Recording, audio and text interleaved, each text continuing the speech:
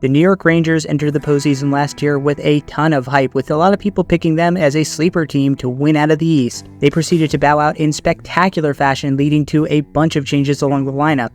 Rangers fans are hoping that is for the better, but I am not one of them. New York Rangers, here's why I hate your stupid fucking team. I never heard of half of these guys.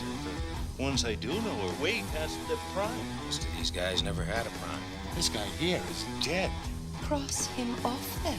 The Rangers forwards are largely unchanged from last year, with Chris Kreider, Mika Zibanejad, Artemi Panarin, and Vinny Trocheck all returning to the top 6. Patrick Kane has now been swapped out for Blake Wheeler, and Alexis Lafreniere is now slated to take up top 6 minutes. That breaks up the kid line, now having Philip Hedl and Capo Caco flanked by Barclay Goodrow, but that still figures to be one of the best third lines in the entire league. The fourth line is a bunch of grinders who all have a little bit of skill as well, with Jimmy Vesey, Tyler Pitlick joined by newcomer Nick Bonino. On the back line though, the Rangers are loaded. Adam Fox is a perpetual Norris Trophy threat, paired with Ryan Lindgren, who is one of the best 1Bs in the NHL. K'Andre Miller and Jacob Trouba will be patrolling the second pairing, Trouba locking onto and lining up opponents for big hits like he's fucking Maverick. On the third pairing, newcomer Eric Gustafsson pairs with Braden Schneider. Got a taste of full-time duty last, and is still chesty in between the goals, with Igor Shesterkin leading the way. The former Vezina winner was human last year, posting a .916 save percentage and 2.48 goals against average. He's now backed up by Jonathan Quick, who's in the Chase Another Cup era, but Shesterkin figures to be the guy to get the lion's share of the games.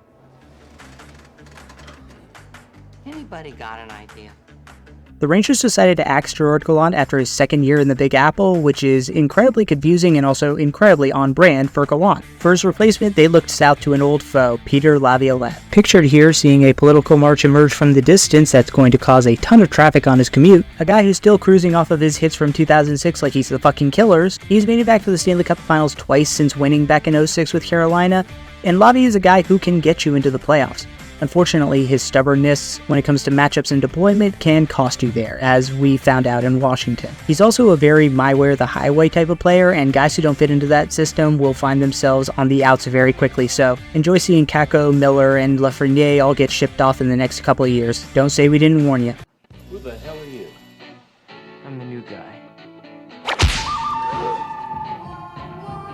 The Rangers went to the buffet of old veterans and got all of them. Blake Wheeler, Nick Bonino, Tyler Pitlick, Jonathan Quick, all added for depth and to show the other younger players that yes, the Stanley Cup is actually something you can win. It's not just a mythical object. Eric Gustafsson is the only player I think they added who's going to have a major impact. He had his best season playing in Washington with Laviolette, so don't be surprised if he thrives once again. You gay Irish fireman, you're okay, but you I do not like. I hate the Rangers. I really do. Like, behind the Penguins and the Flyers, they are my third least favorite team. And if I gotta give it up to anybody, I guess I'll give it to Shesterkin. Barclay Goodrow is also cool, I guess. He scored that awesome goal for San Jose that broke the Vegas Golden Knights. That's all the good I can really say. Adam Fox is also a good player too, but fuck him.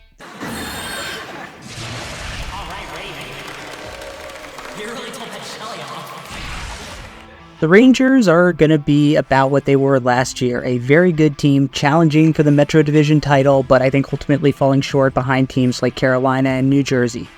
They'll get to the playoffs, they'll be a threat just as they were last year. Maybe they'll have their own massive splash edition at the deadline just like they did with Kane last year, but their head coach Peter Laviolette will find a way to let them down. So in short, enjoy more of the same Rangers fans, only with the added bonus of probably losing some of your better young players for no reason. Trust me, it's a lot less fun than it sounds. Trouble